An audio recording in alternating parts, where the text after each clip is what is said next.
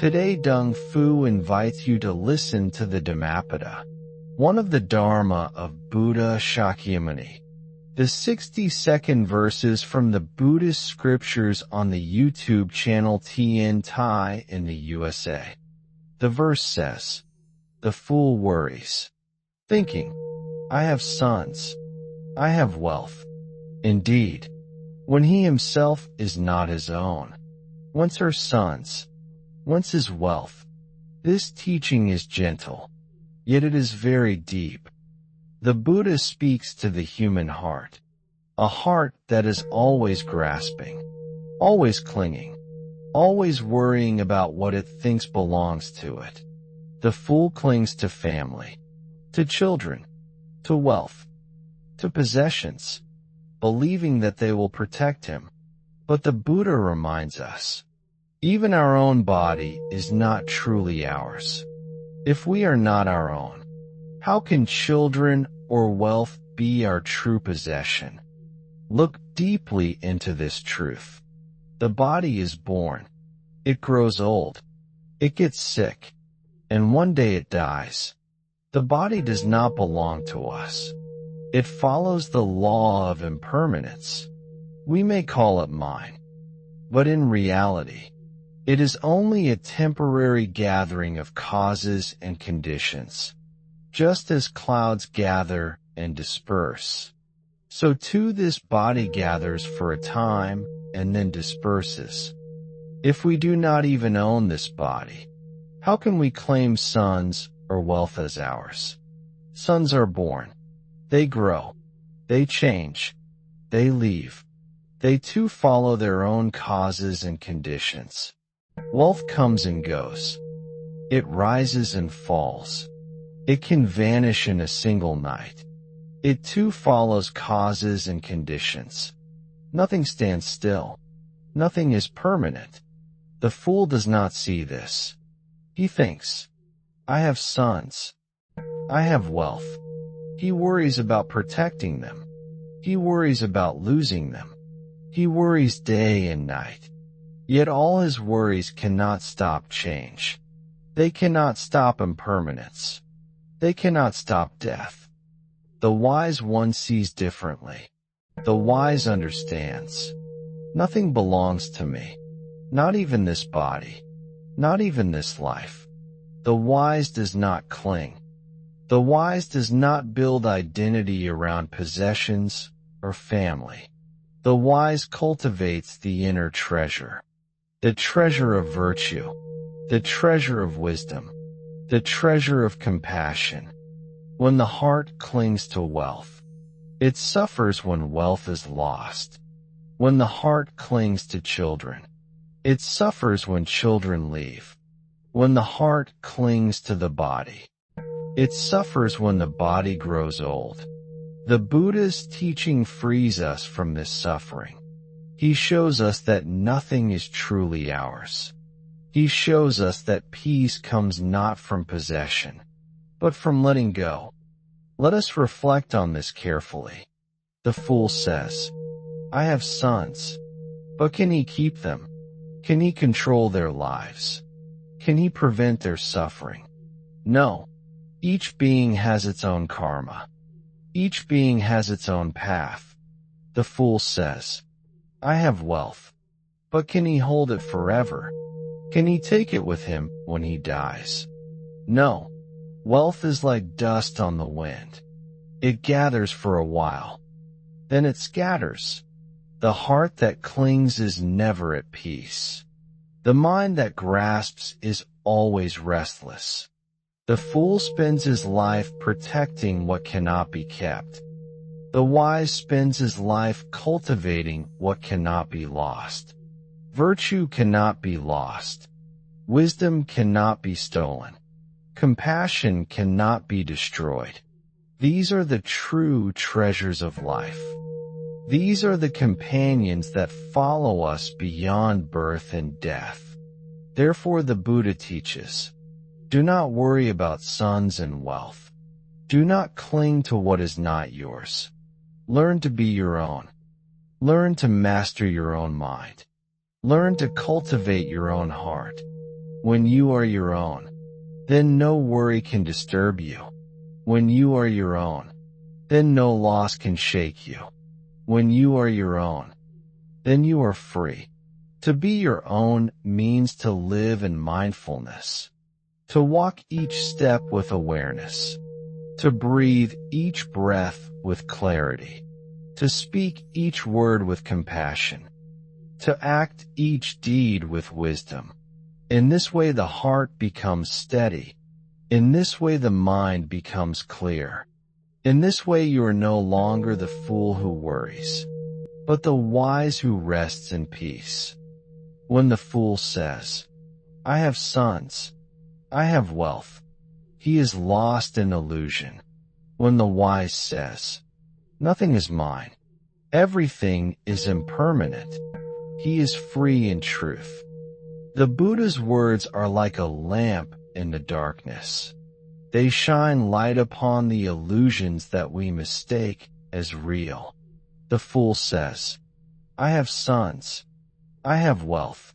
Yet the Buddha shows us, even the body that says these words is not truly ours. If this body is not ours, how can we claim anything beyond it? Look at the body carefully. This body is formed from the elements of earth, water, fire, and air. We borrow these elements from nature. We cannot hold them forever. One day they return to the earth. One day they scatter. When the body returns to the earth, who is there to say, "These are my sons, this is my wealth"? To cling to wealth is like trying to hold water in a clenched fist. The tighter you hold, the faster it slips away. To cling to sons is like trying to bind the wind with ropes. The more you try, the more you see its freedom. Wealth and children are not possessions. They are conditions. They come and go according to karma. The fool is restless. He thinks, "My wealth is too little. I must earn more. My wealth is too much. I must protect it. My sons are too young. I must worry for them. My sons are grown. I must still worry for them." From birth to death the fool never rests. His mind is bound by worry. The wise understands. Wealth comes and goes. Children come and go. The body comes and goes. Worry cannot stop the flow of impermanence. The wise rests in letting go. The wise cultivates the mind. The wise plants seeds of compassion and mindfulness. When wealth is gained, the fool clings. When wealth is lost, the fool cries. When children succeed, the fool clings. When children fail, the fool despairs. The wise rejoices when blessings arise, but does not cling. The wise accepts when loss comes, but does not despair, because the wise knows. All things change. All things pass. Let us reflect deeply. What is the meaning of self? The fool says, "This is mine." But who is the one who owns? When we look closely, we see only body and mind. We see only conditions arising and passing. The body is changing every moment. The mind is flowing like a river. Where is the solid self? Where is the permanent owner? When the Buddha says, "The fool worries about sons and wealth," he is pointing to this illusion of ownership. We say, "My body, my son, my wealth." But when death comes, can we take them with us? The body is left behind. Wealth is left behind. Even the name is left behind. Sons and daughters follow their own path. Nothing belongs to us. The fool resists this truth. He builds walls of possession. He ties knots of attachment. But the current of impermanence flows on. Walls collapse. Knots unravel. Nothing can resist the truth of change. The wise does not resist. The wise flows with the river. The wise lets go of clinging. The wise embraces impermanence. For the wise, impermanence is not sorrow. Impermanence is freedom. Because everything changes. We are not bound. Because nothing is permanent. We are not chained. To practice Dharma is to train the mind to see clearly, to look beyond the illusion of mind, to let go of the burden of possession, to live with compassion and generosity. Instead of clinging to sons and wealth, we care for them with love, but without ownership, without attachment, without worry. Wealth is not to be rejected. Sons are not to be abandoned, but they are to be seen with wisdom. Wealth is a tool for generosity. Sons are beings with their own karma. We can love them, but we cannot control them. We can support them, but we cannot own them. The fool clings and suffers. The wise loves and lets go. This is the middle path. This is the way of peace. Let us contemplate an image. A traveler comes to a river. He gathers wood. He builds a raft. He crosses safely. When he reaches the other side, does he carry the raft on his head, or does he leave it behind? The fool clings to the raft. He carries it as a burden. The wise is grateful to the raft, but he leaves it behind. So too with wealth. So too with children. They are like the raft. They help us cross, but they are not ours to cling to. Gratitude without attachment. Care without ownership. This is the wisdom of the Buddha. The Buddha teaches us to cultivate the inner refuge. When we have mindfulness, we are rich. When we have compassion, we are wealthy. When we have wisdom, we are secure. These treasures cannot be stolen. They cannot decay. They cannot vanish in a night. They go with us beyond this life. Therefore the wise invests in the inner wealth. The fool invests in the outer wealth. The fool suffers loss. The wise finds freedom. The Buddha says, the fool worries, thinking, I have sons, I have wealth, but even he himself is not his own. Whence are sons? Whence is wealth? This verse invites us to see beyond the surface. It invites us to see the truth of non-self. In daily life, we speak of my body, my child, my wealth. But are these truly ours? Let us first reflect on the body. From birth until now, this body has changed countless times. The infant becomes a child. The child becomes a youth. The youth becomes an adult. The adult grows old. Every 7 years the cells of the body are renewed. Which body is truly ours? The baby's body, the youth's body, the old body. All are passing. None can be held. If even the body is not truly ours, how then can children be ours? How then can wealth be ours? Children are born with their own karma. They walk their own path. Parents may guide, but cannot decide their destiny.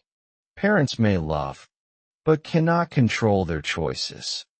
Wealth is even more fleeting. Gold and silver can vanish. Houses can collapse. Fields can dry.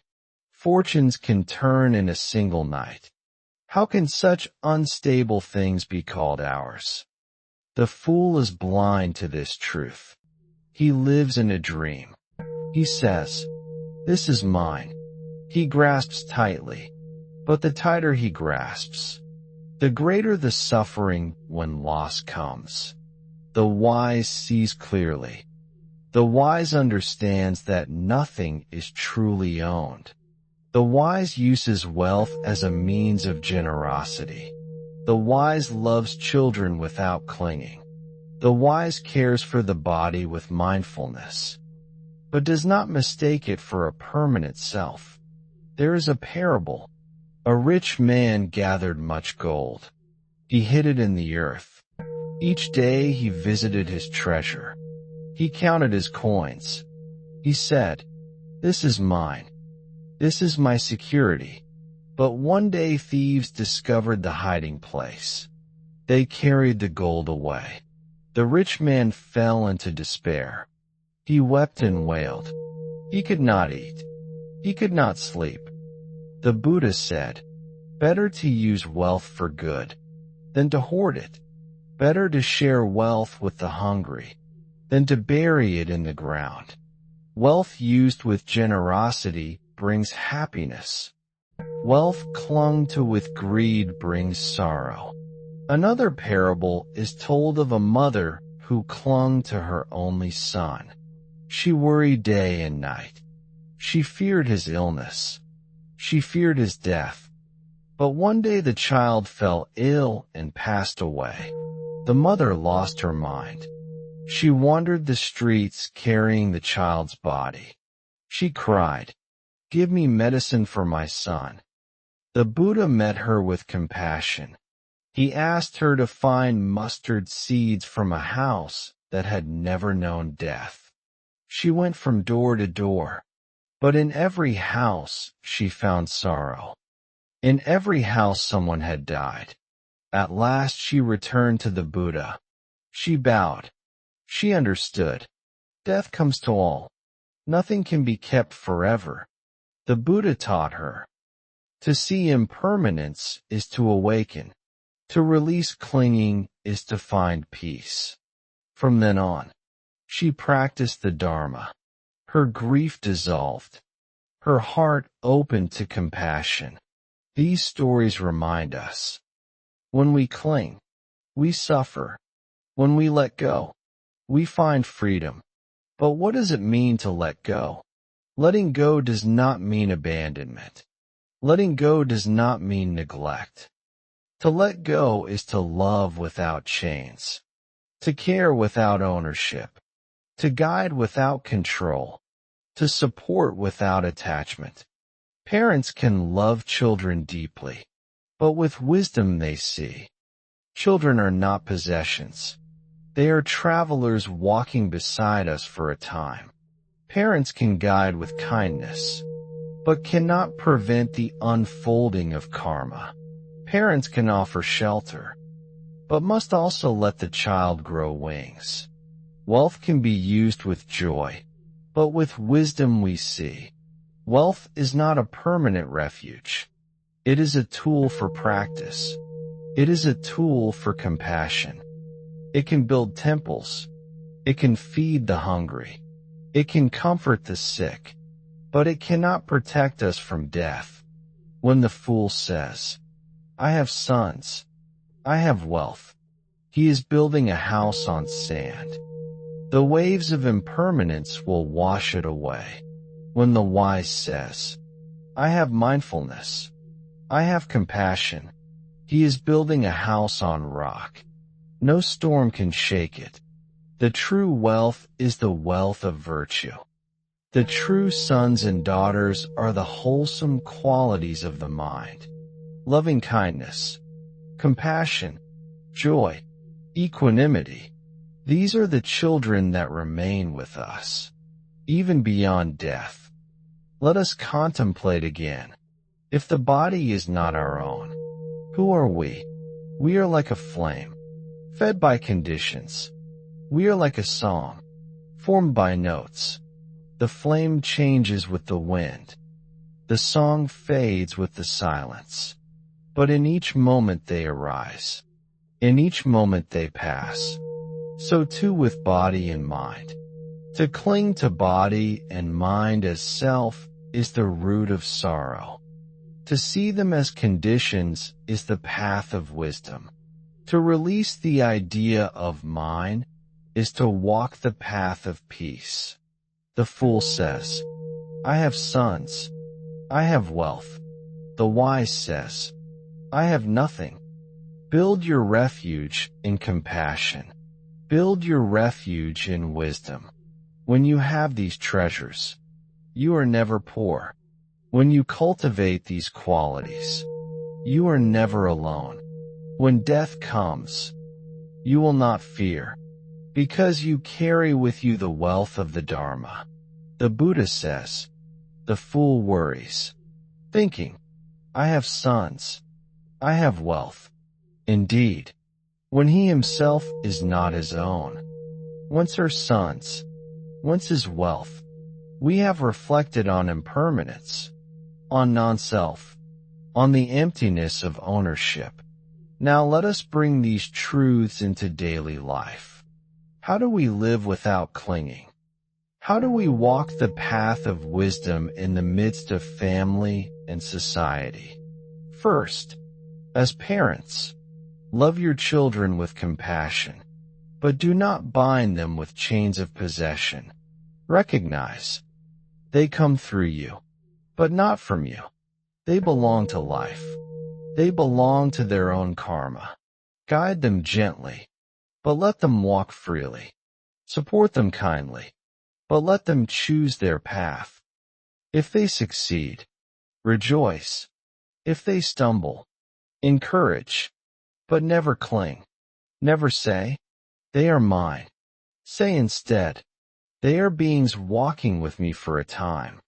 Second, as members of society, use wealth as a tool. Do not mistake it for security.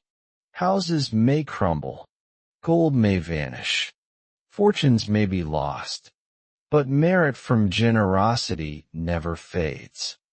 Wealth used for compassion is wealth transformed into Dharma. Wealth used for greed is wealth that poisons the heart. So share. Give to temples. Give to the poor. Give to the sick. Give to those who seek wisdom. Each act of generosity is a treasure carried beyond this life. Third, as caretakers of the body, see the body as a temporary dwelling. Care for it with mindfulness. Feed it with moderation. Rest it with kindness. Move it with awareness.